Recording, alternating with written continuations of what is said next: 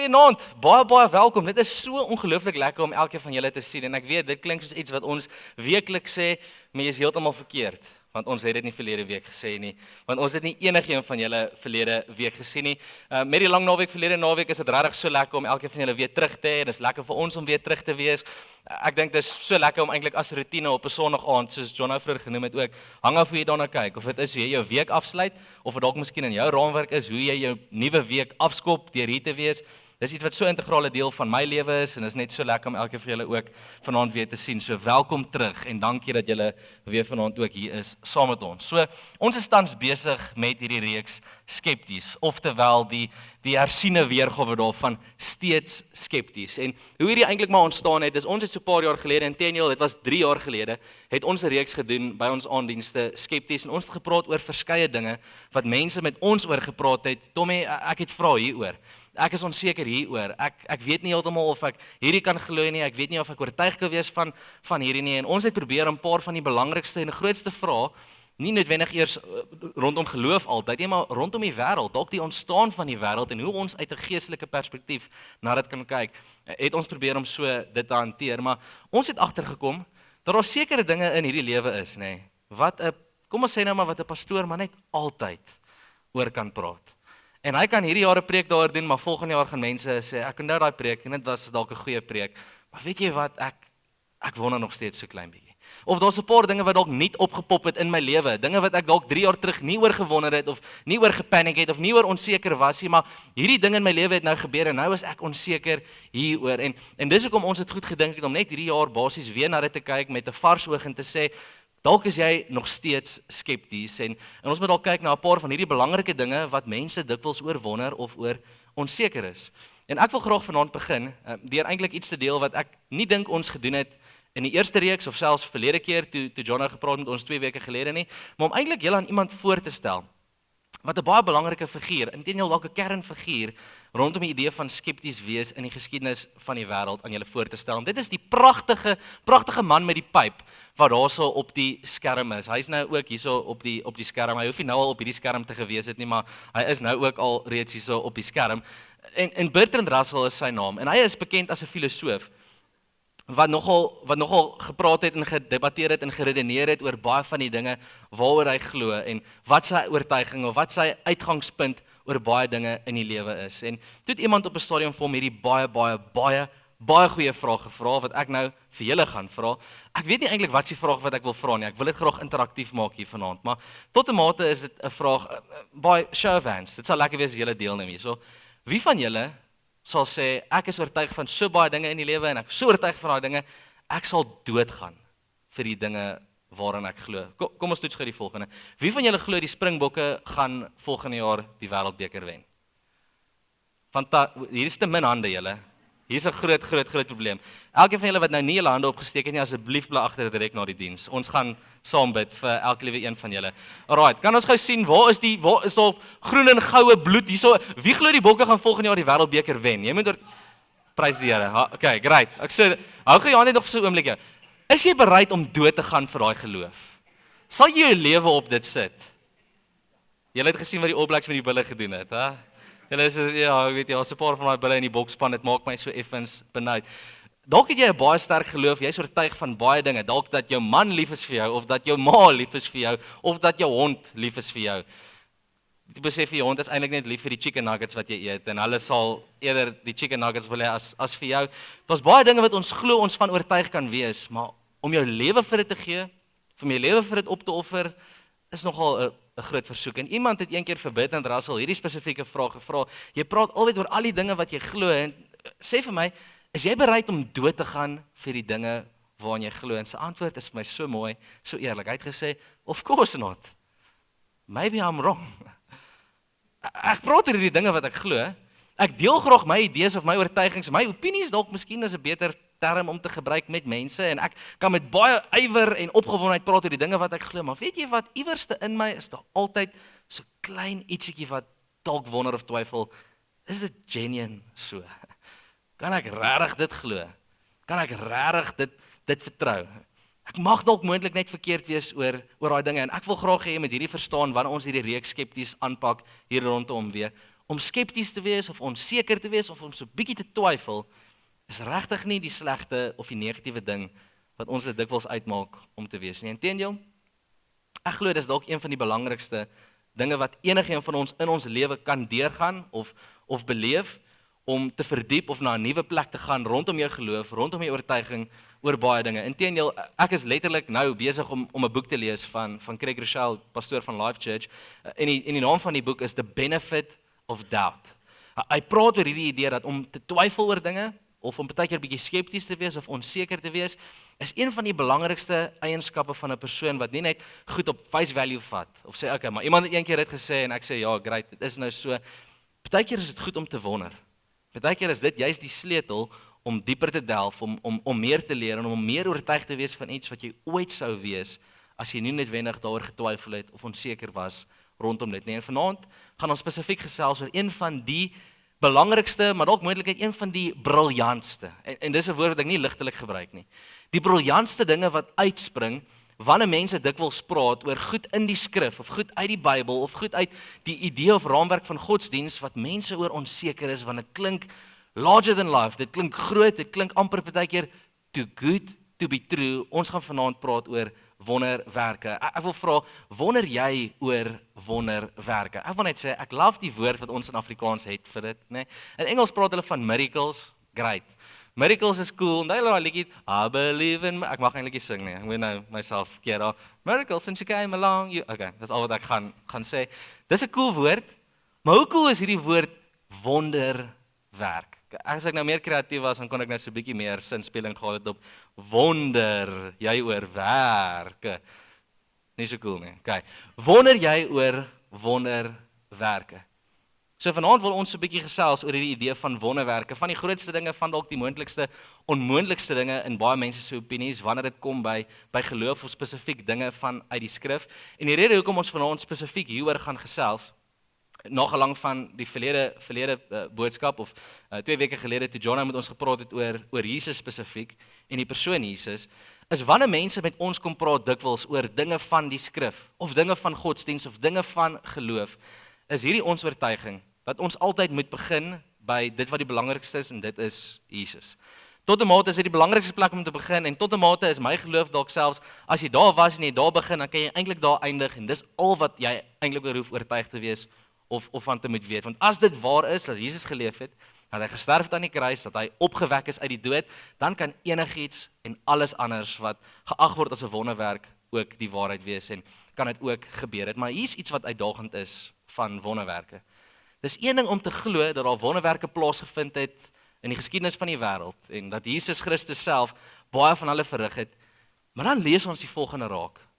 Johannes 14, Jesus is aan die woord, en hy sê die volgende: ek verseker julle, wie aanhou glo in my, sal ook die werke doen wat ek doen.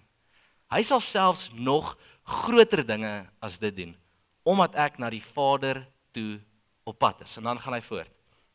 Wat julle ook al sou vra in my naam, dit sal ek doen, sodat die Vader deur die optrede van die Seun verheerlik word. Nou ek wil net eerlik wees met julle.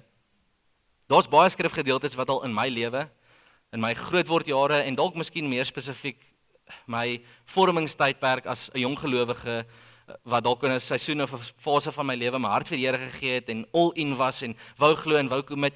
Daar's min skrifgedeeltes wat my gekonfronteer het soos die ene. Wie in my glo, sal ook die werke doen wat ek doen. Inteendeel, hulle sal selfs nog groter dinge doen. En die belangrikste ding by enige teks of enige skrifgedeelte is natuurlik altyd konteks. En wat interessant is van hierdie gedeelte, in hierdie konteks, as jy gaan oplees, as jy die slim ouens gaan vra, die ouens wat baie meer as ek weet, en al baie langer hierdie goed navors, en vanuit verskeie kante kyk, en net probeer uitleg, maar wat is dit wat Jesus hier probeer sê het, is daar opinies, is daar verskillende oortuigings, verskillende uitgangspunte wat mense het oor wat presies dit beteken dat mense nog groter dinge gaan doen as wat Jesus gedoen het. So een van die algemeenste uitgangspunte is, Jesus het bedoel vermenigvuldigend. Hy het wonderwerke verrig, maar nadat hy opgevaar het hemel toe en die uitstorting van die Heilige Gees op elke gelowige geland het, bedoel hy maar net maar omdat daar baie gelowiges gaan wees, omdat daar 'n groot liggaam van gelowiges gaan wees, gaan daar meer en meer werke wees en dit gaan in die totaliteit daarvan gaan dit groter wees. En dit is 'n compelling argument, sal ek sê. Ek dink dit kan vir baie mense sê, okay, dit maak sin. Ek kan dit verstaan. Dan is daar ander mense wat sê nee, maar dit praat meer eintlik oor die idee. Jesus het gesê die werke in geheel gaan groter wees want dit gaan nie meer gefokus wees net op hierdie een spesifieke area van die wêreld, Israel of in die Midde-Ooste nie, maar omdat die hele aarde en die hele wêreld bedek gaan wees deur verskeie gelowiges, gaan daar werke wees en dan beteken dit eintlik net hierdie werke is groter want dit is nie net op hierdie een spesifieke tyd of plek in die geskiedenis nie. Maar dan is daar natuurlik mense wat sê nee. Hoekom probeer julle so wegdoen van dit wat baie eenvoudig gestel was of baie eenvoudig uitgedruk word deur Jesus dat hy wondere verrig en hy sê die volgende: dit is moontlik vir sy volgelinge om ook dieselfde te beleef, om ook dieselfde te kan doen, om ook dinge te kan doen wat dalk moontlik nie heeltemal sin maak of nie heeltemal baie verklaarbaar is nie. En eerlik te wees, is vir my persoonlik baie konfronterend. Want ek weet nie wanneer laas jy dalk moontlik op water geloop het, wanneer laas jy moontlik dalk gewens het dat jou paar broodjies en visse langer hou as wat dit doen nie. Kyk, dis maar een van dit sal my favourite wonderwerk wees, ek wil net reg sê. Maak nie saak wat ek eet nie, ek sal altyd seker maak dat daar nog is en nog is en nog is en nog is, dat dit nie opraak nie. Ek onthou so 'n paar jaar terug het ek 'n Ford Fiestaatjie gery, dis nog voordat ek regtig die Here so goed geken het en 'n Suzuki gery het soos wat ek nou doen. En hierdie Ford Fiestaatjie van my, haar naam was Lana. Sy het 'n bynaam gehad. Ek besef al my karre het byname gehad weer eens totdat ek Suzuki gekry het. En dan ek gaan nie, dis net Suzuki is klas, topklas motor wat nie eers 'n bynaam verdien nie. Okay. Maar Lana het so seisoene gehad wat sy so 'n bietjie, ek weet nie wat was fout nie. Ek sê 'n mechanic nie. Sy het issues gehad. Sy het so partykeer gestart, partykeer nie. Dan as sy gestart het, was dit great geweest as sy aanhou, ek wil amper sê reg idle het of reg geref het. Partykeer het sy gemis en dan was haar moeilikheid. En ek onthou een spesifieke dag, ek dink ek het die oggend hierdie skrifgedeelte gelees en ek het besef, hier's wat Jesus vir my vra. Ek moet na Lana toe gaan. Ek moet my hande oplê en ek het nou nodig om hierdie kar reg te bid dat 'n mechanic nie sal verstaan wat gebeur het met hierdie kar nie. En ek beloof vir julle, daai oggend, ek weet nie of sou Lana gestart het as ek nie gebid het nie, maar sy het gestart. Ek het so rukkie gery en toe het sy so begin en toe sit ek weer my hande op die stuurwiel en sê nee en toe ewe skielik toe is dit asof sy nitrous gekry het, hoor. Toe begin ek soos turbo wegtrek. Dit was iets en ek dog, is ek die moderne Moses of iets dat ek bring jou kar na my toe, ek gaan dit uitsorteer. Langs storie kort, julle, ek ry nie meer vir Lana nie want sy het my na dit baie keer in die steek gelaat. En as dit so maklik was om elke keer net te sê, Lana, nou moet jy werk, nou moet jy ry, nou moet jy sommer asseblief 'n bietjie ligter op petrol wees, sou dit fantasties gewees het. Maar dis nie noodwendig hoe dit uitgewerk het in my lewe nie en dalk moontlik is dit ook nie hoe dit uitgewerk het in jou lewe nie en dalk is dit hoekom jy moontlik so effense onsekerheid het rondom wonderwerke. Wat kan ek verwag? Waarvoor moet ek bid? Wat moet ek probeer toepas? Wat moet ek probeer uitleef? En ek wil jy vraag op hierdie wyse dalk net stel, hoekom is ons skepties oor wonderwerke? En ek dink ons verlede keer hieroor gepraat het, ek ook eintlik gevoel, selfs hierdie sin of hierdie woorde kan vir mense dalk konfronterend wees. Dalk moet ons dit so klein bietjie ligter stel in plaas van nee Tommy, ek is nie skepties oor wonderwerke nie. Dalk net anders gestel, hoekom wonder ons oor dit? Hoekom is ons onseker oor dit? Hoekom twyfel ons baie keer of dit iets is wat kan gebeur?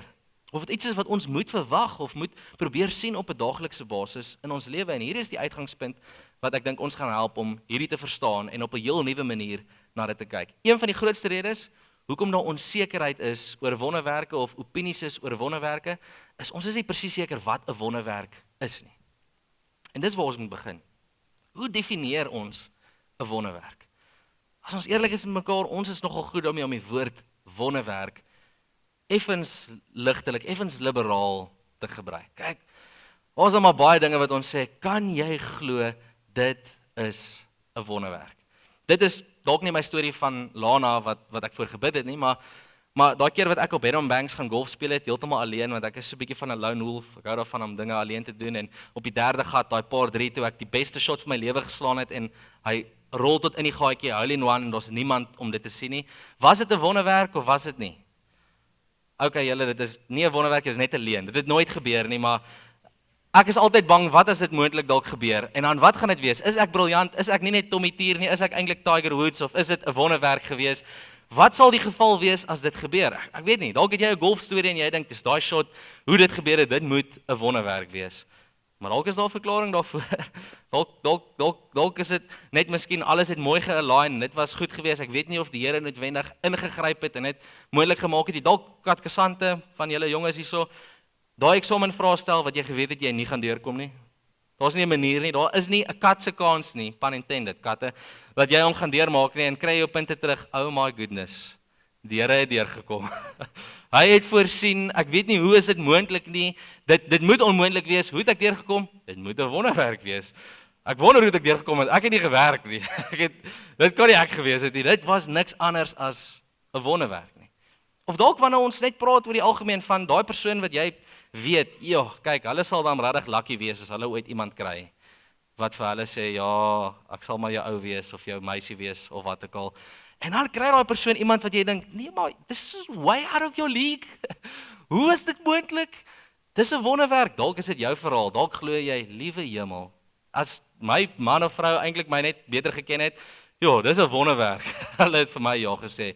Of dalk is jou oortuiging die teenoorgestelde. Miskien as jy single en jy kyk na jouself en sê, dis 'n wonderwerk dat ek single is.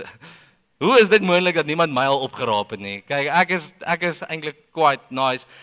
Ons gebruik nogal die woord wonderwerk oor baie dinge wat dalk nie altyd 'n wonderwerk is nie. En inteendeel een van die interessantste gesprekke wat ek al ooit gehad het rondom hierdie konsep, ook miskien 'n moeilike een of kan effens kontroversieel klink, so hoor my hart wanneer ek hieroor gesels. As 'n mens praat oor 'n kind wat gebore word, ek het so tyd terug met iemand hierdie gesprek gehad, 'n kind wat gebore word en vra vir 'n ma wat haar pasgebore babatjie vashou, hoorie maar, is jou kind 'n wonderwerk? Wat is haar antwoord? Absoluut. Hierdie kind is 'n wonderwerk. En kyk, weer eens, as iemand wat, ek en Christine het verlede naweek ons 6de huweliksherdenking gevier, daar's niks wat my huwelik nog meer amazing sal maak as die Here vir ons hierdie wonderwerk sal kan waarmaak op 'n manier net nie. Ek wil so graag glo, yes, dit is absoluut 'n wonderwerk, maar net vir 'n oomblik om 'n teenargument te voer en dan kan julle my hart oor verstaan. Baie mense se oortuiging sal wees, dis 'n wonderwerk, nie? Dis biologie. Dis wat 'n mens kan verwag gaan gebeur wanneer 'n man lief is vir 'n vrou en as hulle trou en as hulle saam tyd spandeer, is dit 'n natuurlike gevolg dat daar 'n kind gebore word. Maar dan kan jy miskien met dokters praat en hulle gaan met jou 'n argument voer, nee, maar jy moet net kyk na alles wat moet regloop. Alles wat in plek moet val, alles wat moet uitspeel soos wat dit moet uitspeel vir dit om waar te wees. Dit kan nie anders as 'n wonderwerk nie. En dan kom jy teen 'n argument weer, maar daar word elke liewe dag miljoene kinders gebore. En dan kan iemand weer sê, maar elke liewe een van hulle is 'n wonderwerk. Hierdie definisie, wat is 'n wonderwerk en wat is nie 'n wonderwerk nie, is dalk die rede hoekom mense onseker is, of nie weet wat om te glo of wat om aan vas te hou nie. En dis hoekom ons vanaand net moet vasmaak wat ons kan verwag wanneer ons dink aan die idee van 'n wonderwerk. Nou, een van die grootste name in die geskiedenis van die wêreld rondom 'n skeptiese beweging. Inteendeel, hy staan bekend in sekere kringe as die oorspronklike Skotse skeptiek. David Hume, wat in die 1700s geleef het, 'n baie natuurlike skeptiek wat baie groot invloed gehad het in die 1700s. In daai tyd, in ons opinie althans, dink ons mense was nie geneig om alles te question nie. Hulle het maar min of meer net geglo wat daar vir hulle gesê word. As iemand gesê het, jy weet, die lig is blou, dan glo hulle dit. As hulle sê die aarde is plat, dan glo ons dit. Ek dink ons vat baie keer mense van geskiedenis of uit die verlede so 'n bietjie laag en dink hulle het net nooit goed gequestion nie, maar David Hume as 'n ongelowige persoon was bekend daarvoor dat hy konstant dinge gequestion het en net skepties was oor dit. En hy het die volgende definisie gehad of 'n idee gegee vir 'n wonderwerk, 'n miracle. Hy sê, a miracle is a violation of natural law. But a natural law can never be violated. En hierdie is David Hume se uitgangspunt. Wonderwerke is onmoontlik. Dit kan nie bestaan nie. En hoekom kan dit nie bestaan nie? Want 'n wet, 'n natuurlike wet, 'n wet van skynheid of uit die wêreld of uit die aarde kan nooit verbreek word nie, anders is dit in die eerste plek nooit 'n wet gewees nie. So siende, dat daai wet nooit verbreek kan word nie, kan daar nie so iets wees soos 'n wonderwerk nie. Nou, iemand het eendag gesê, en ek's mal oor hierdie manier om na dit te kyk, dat dit 'n interessante manier is om te kyk na 'n wonderwerk, 'n natuurlike wet wat verbreek word. Maar wat as 'n wonderwerk nie is 'n natuurlike wet wat verbreek word nie, maar dalk net tydelik onderbreek word? En om hierdie uit te beeld wil ek graag die volgende doen. Ek hoop julle dink sover vanaand ek lyk baie slim omdat ek hierdie pen in my sak het. Dit is nie om slim te lyk nie. Dit is een rede, ek sal dit erken. Maar dis nie eens 'n pen nie, dis 'n highlighter, maar ek voel nog steeds slim met hom in my sak. Maar ek wil graag kyk of wie van julle het, ek weet nie, beter as ek gedoen skynat op skool. So basically wie van julle het skynat gepaas? Dis 'n paar van julle. Baie trots op julle, dit wil gedoen wees. Wie van julle kan vir my iets vertel van een van die belangrikste wette, gravitasie, oftewel swaartekrag? Kom ons byvoorbeeld, wat gaan gebeur as ek hierdie pen of hierdie highlighter laat val van hier af? Enige raaiskote. Newton het iets slimmer het gesê, ek dink daar was 'n appel wat geval het op 'n stadium. Wie dink die pen as ek hom laat val, hy gaan opstyg en hy gaan float? Want ek is magic, julle. Nee, ek is nie. Okay. Kan ek vir julle die geheim verklap? Hierdie gaan nou maar is julle reg vir dit? Uitgeval want een of ander slim ou het hierdie wet vasgemaak of besef dat daar 'n krag uitoefen op hierdie pen en dit is gravitasie of swaartekrag en hy gaan val. Ek weet nie, wil julle graag hierso ons kan 'n betting game aangaan. Ek wil nie graag, jy weet, 'n casino van die kerk maak of wat ek al net nie, maar wie van julle is, ons het nou net gepraat van doodgaan vir jou geloof. Wie van julle is oortuig as ek dit weer doen, die pen gaan weer val op die grond? Enige iemand? Party van julle is skepties, hè? Julle, interessant. Wie van julle sal sê, weet jy wat, ek kan hierdie pen laat val 10 keer en 10 keer uit 10 keer sal hy val op die grond, want dit is wat 'n pen doen. 2 uit 10. Okay, ons is al 20% van die tyd daar. Dis wat die wet sê, dis 'n natuurlike wet, dis wat moet gebeur, maar hierso is 'n ander prentjie op wat dalk moet gebeur. Check dit uit. Ek is so bly ek het dit reg gekry, dit sou gesak het. Die pen het nie op die grond geval nie. Het gravitasie nog steeds 'n uitwerking op die pen gehad? Verseker, maar wat het gebeur? Daar was 'n eksterne agent, iemand wat weet van gravitasie en dit verstaan, wat daai krag geonderbreek het. Die wet was nie verbreek nie.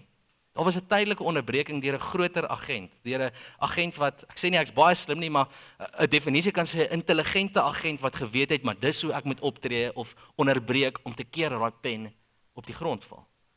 En dis net 'n ander manier om dalk moontlik te dink aan die idee van wonderwerke, dat dit nie noodwendig 'n wet totaal en al verbreek of dat dit nie meer bestaan nie, daar's nie 'n wet of wat ek al nie. Dis net 'n tydelike onderbreking deur iets groter of iets ekstern wat 'n stop kan sit vir dit vir 'n oomblik. Richard L. Purtle het die volgende gesê en ek hou meer van sy definisie. Hy sê a miracle is an event brought about by the power of God that is a temporary exception to the ordinary course of nature for the purpose of showing that God has worked in history. Ek hou baie van hierdie definisie. So volgens dit kan ons sê 'n wonderwerk is nie soseer 'n verbreeking van dit wat natuurlik is nie, maar 'n tydelike of 'n onverklaarbare breekdaan, onverklaarbaar vir iemand wat dalk nie geweet het daar so iets is soos gravitasie nie en nie verstaan hoe daai ding moet val op die grond. Dis 'n uitsondering op die reël. Dit maak nie 'n nuwe reël nie. En hier is waar die volgende uitdaging dalk moontlik inkom vir slim ouens of 'n skeptieks of 'n wetenskaplikes wat wil sê ja, maar dis die probleem, dis 'n uitsondering en dis die vraag wat hulle sal vra, wat ons kan vra, hoe bewys jy 'n uitsondering? As iemand vir jou sê ek soek bewyse vir 'n wonderwerk, hoe bewys ek 'n wonderwerk as 'n wonderwerk dan alreeds 'n uitsondering is? Wetenskaplikes sal weer terugkom op dit wat Hume gesê het, jy kan dit nie herhaal nie en omdat jy dit nie kan herhaal nie, is dit nie 'n wonderwerk nie, jy kan dit nie noodwendig bewys nie. En dis iets wat vir my nogal ironies is, want tot 'n mate behoort dit eintlik juis die definisie van 'n wonderwerk te wees. Dis nie iets wat jy kan predict nie. Dis nie iets wat jy veronderstel is om te kan herhaal nie.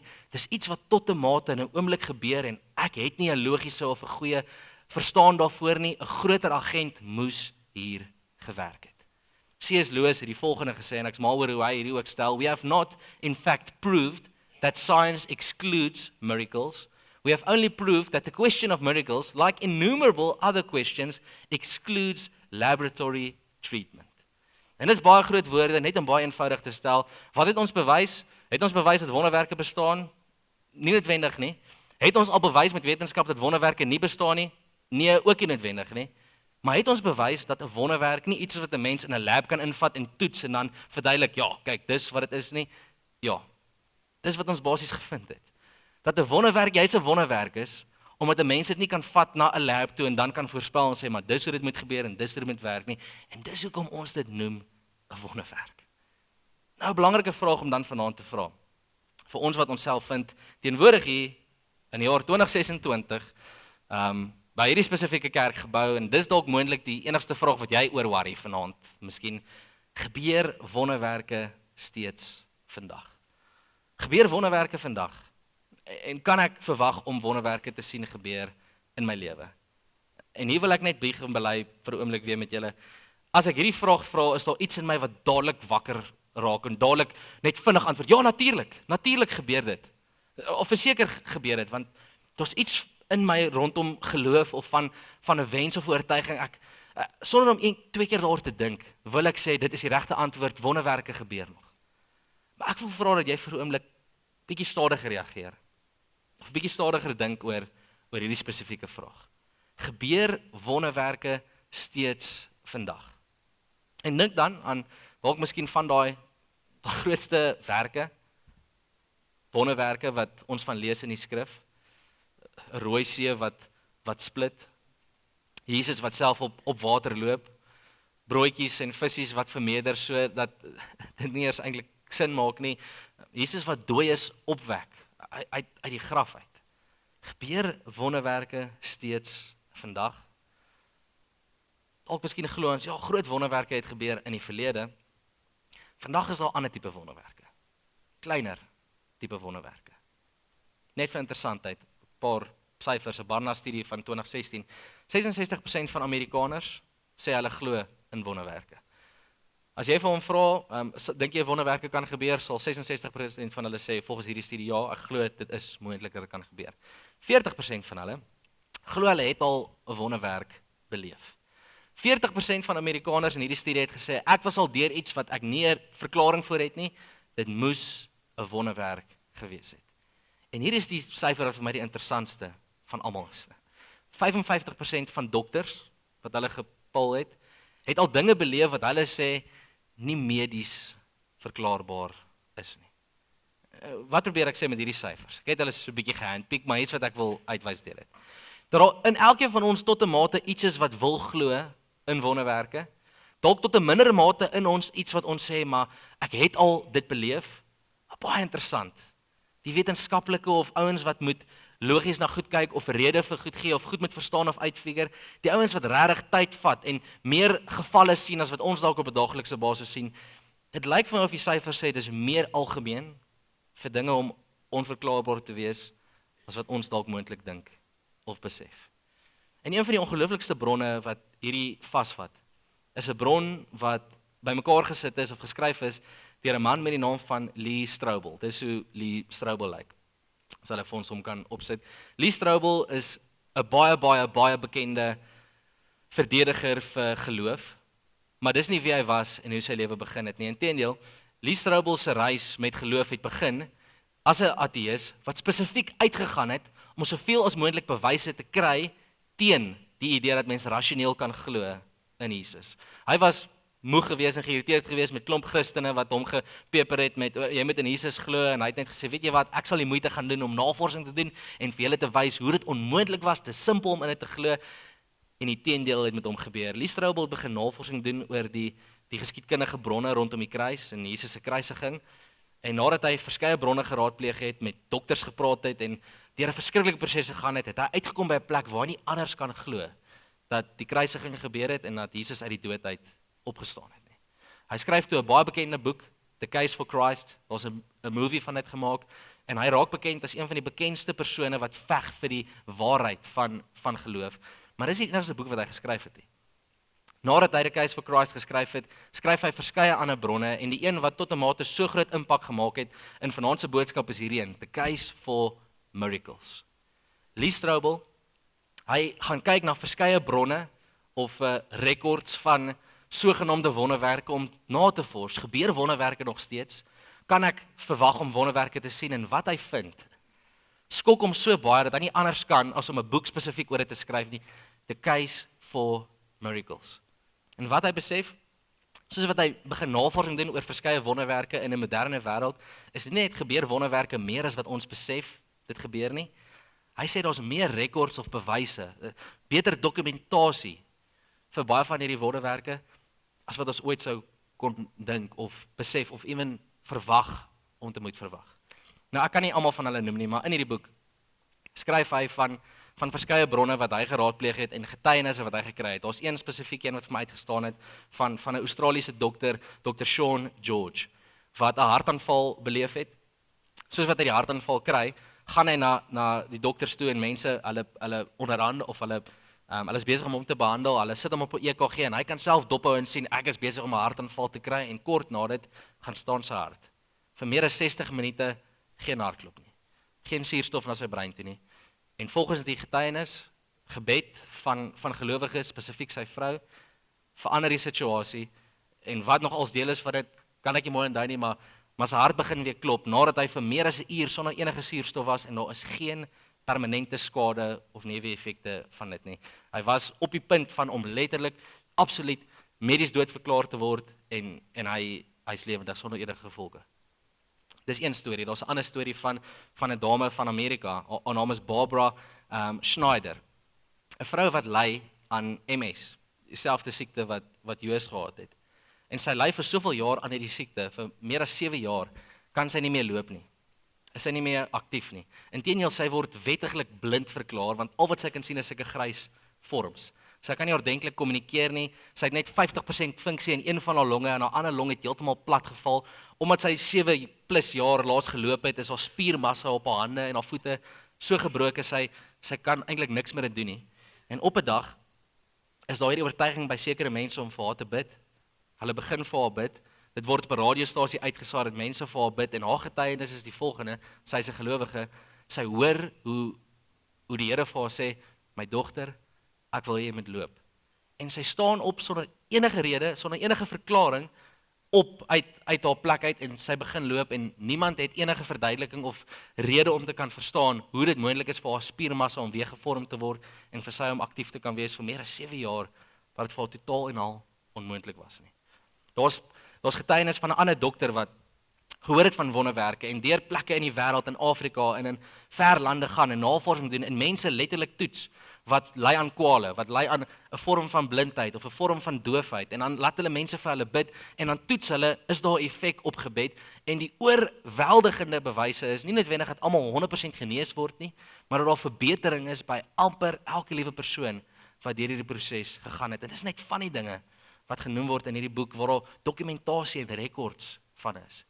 Maar my gunsteling verhaal, die een wat vir my nog altyd die mees aangrypendste is die verhaal van pastoor Dwayne Miller, Amerikaanse pastoor, wat op 'n dag wakker word met 'n verblokking in sy keel. Hy sê dit voel letterlik of iemand hom aan sy keel gryp en hy nie mooi asem kan haal nie. Hy's siek en hy's vir weke in die bed en hy word nie regtig beter nie en eventueel van so aard verloor hy sy stem geheel en al. En hy verloor sy werk as 'n pastoor. Hy kan nie meer preek nie, hy kan nie meer praat nie. So dis nogal moeilik om te preek en jou job te hou as jy nie kan praat nie. En vir meer as 3 jaar gaan hy deur 'n proses wat hy 60+ experts sien. Ondersoeke reg oor die wêreld in Switserland all over. Hulle sê op 'n stadium vir hom dat die oorweldigende opinie tussen al hierdie experts is daar's 'n 0% kans dat jy ooit weer sal kan praat. Al geluide wat kan uitkom by sy stem is net so yes, stemmetjie en dis al wat funksie wat hy het. So gebeur dit eendag. Ek het die video so 'n paar jaar terug op social media gesien en ek so opgewonde om dit vanaand net weer met julle te deel. Wat een van sy ou gemeentes hom vra, Dwayne, kom asseblief en preek by ons. Ons het dit altyd so geniet om na jou te luister, hoe jy die woord verkondig en hy sê nee man, het help nie ek kom nie, my stem klink snaaks, is irriterend om na te luister. Julle wil nie dit doen nie en hulle sê nee man, ons is lief vir jou, Dwayne, asseblief kom en bring vir ons die boodskap. En hy bring 'n boodskap oor Psalm 103 wat praat oor God se genesing. En daar's ongelukkig nie 'n video nie, maar die klank is vasgevang van wat gebeur en ek wil graag julle met saam met my luister na wat gebeur soos hy preek oor Psalm 103. So when the psalmist writes, and he heals all of my diseases, let me say to you that I believe God still heals. That hasn't ended. That is not over. Now you have to be careful on how you do this, because there are folks who carry things to an excess and it becomes a show. And God has never intended that be what it is. God heals in His sovereign will. I don't know why God does things that He does, but I know that He does. And the only thing he requires of me is to allow him to be God and me to be me, and let it be. To say that every single person will always be healed because Jesus died on the cross is a misinterpretation of Scripture. Not true. Won't work. Isaiah 53 doesn't talk about physical healing. I'm sorry. That's just not the context. And to impress that there causes a misinterpretation of Scripture. That's wrong.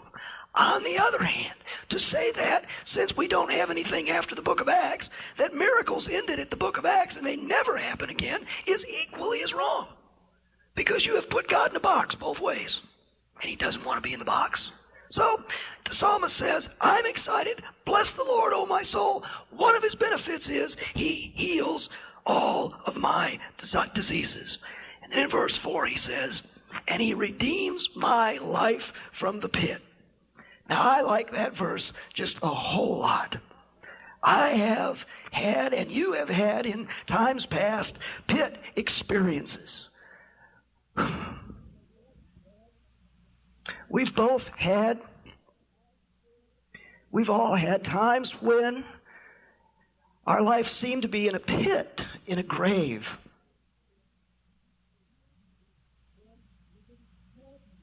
And we didn't have an answer for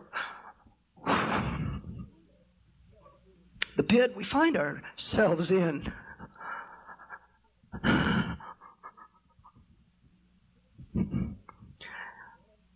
And I don't understand this right now.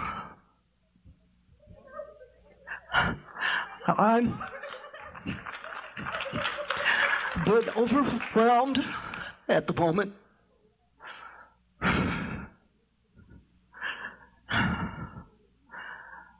I'm not quite sure what to say or do.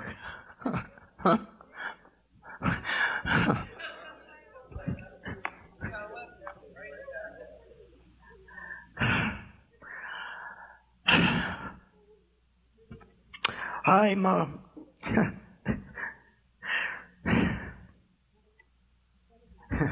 sounds funny to say at a loss for words.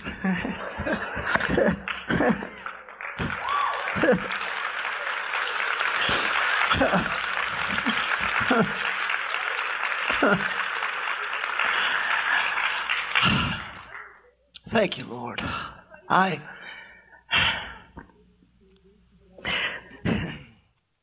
Nou, ek's mal oor hierdie video en ek so jammer dat mense nie meer kan sien nie, maar wat mense kan hoor in emosie meer as in stem dalk selfs.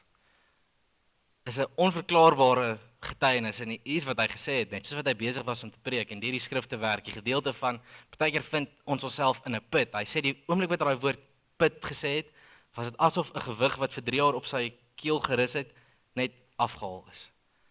En hy weet nie hoekom nie.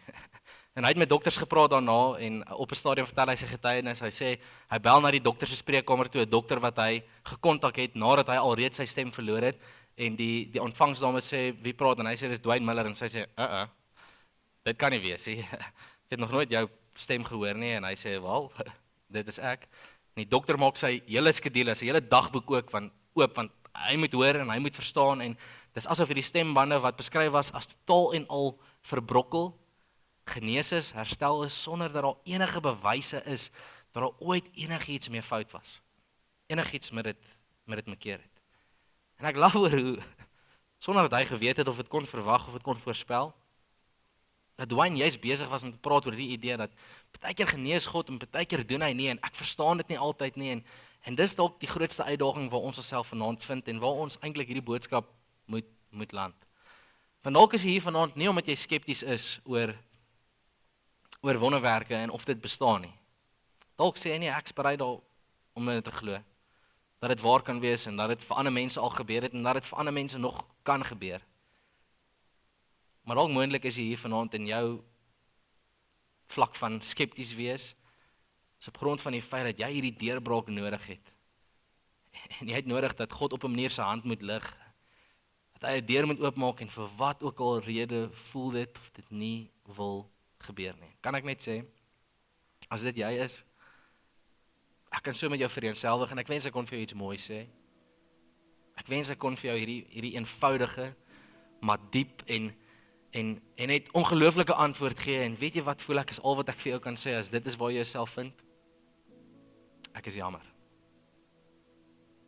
Ek is jammer. Ek is jammer as jy jouself dalk vind moontlik in jou lewe in 'n plek of 'n area of 'n seisoen wat jy dalk moontlik wil beskryf as 'n put, as 'n gat, as 'n diep donker plek. Ek weet nie hoe om uit te kom nie.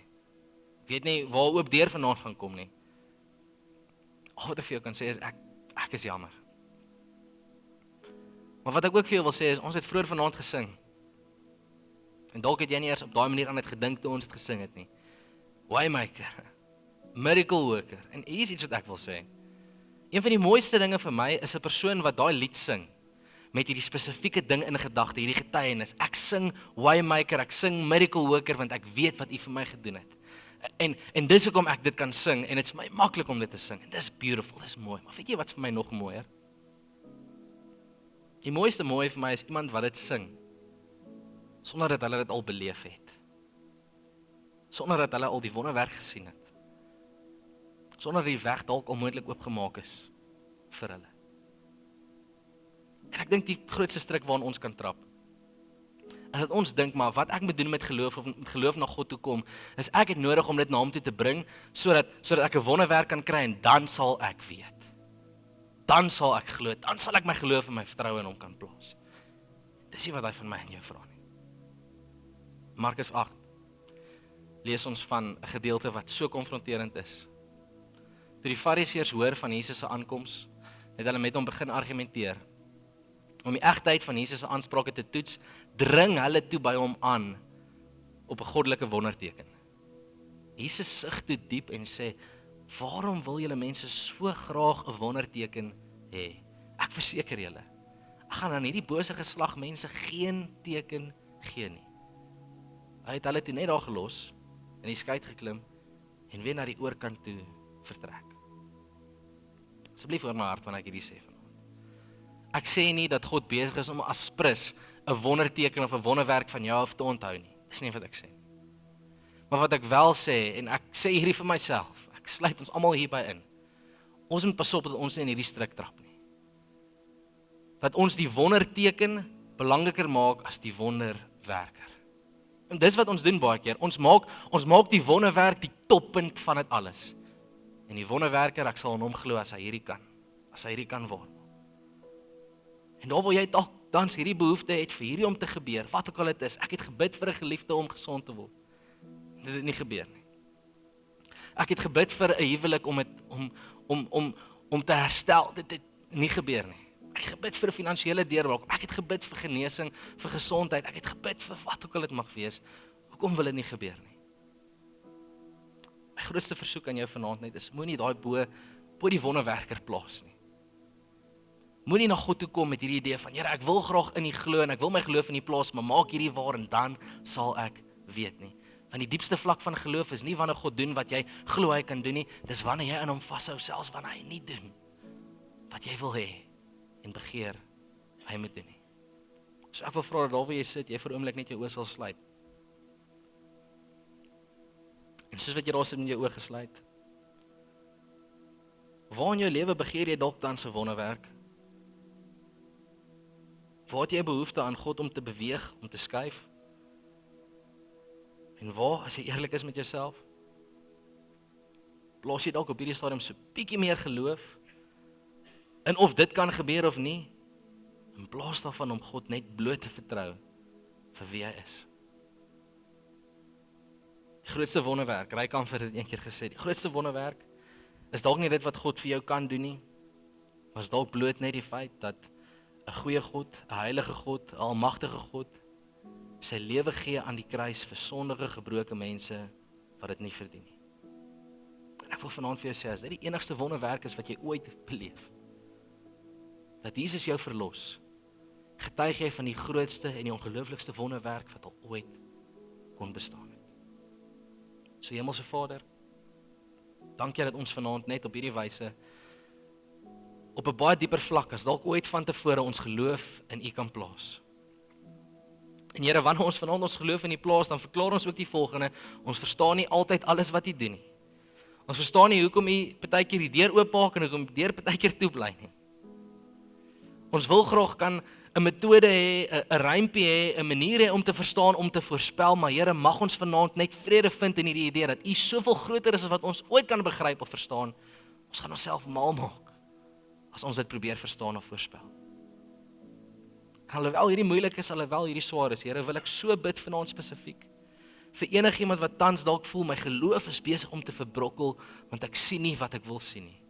Ek beleef nie wat ek wil beleef nie. Here, ek bid, sal U ons asseblief kom vind in daai seisoene, in hierdie oomblikke, en ek bid, Here, dat U ons geloof so opbou, so volmaak, so vasmaak in wie U is. Nie net wat U doen nie, maar wie U is. Ek bid dat ons geloof se gebou sal word, nie op grond van dit wat ons graag wil hê moet gebeur nie, maar op grond van dit wat al reeds gebeur het. Dit wat al reeds in die geskiedenis waar is en gebeur het, dat U U lewe vir ons gegee het. Mag dit ons volmaak, mag dit ons harte skuif en mag dit ons vul met geloof, Here, dat daar waar U hand wil, daar sal U hand ook dit doen. Dankie, Here, dat ons hierdie kan bid en vra. In Jesus naam alleen. Amen. En amen. Ek wil jou so uitnooi, as daar 'n uitdaging is in jou lewe wat jy voel, jy het regtig gebed oor nodig. Hier is die eenvoudige getuienis, die golden thread deur alles wat Lee Strobel oorskryf in The Case for Miracles. Gebed het 'n groter impak as wat ons dalk moontlik mag besef. So as jy graag met iemand wil bid, asseblief deel jou storie met ons. Ons gaan volgende week aan met ons reeks skepties en ons is opgewonde om jou daar te sien. Mag jy 'n geseënde week hê, mag die Here met jou wees. Tot volgende week. Totsiens.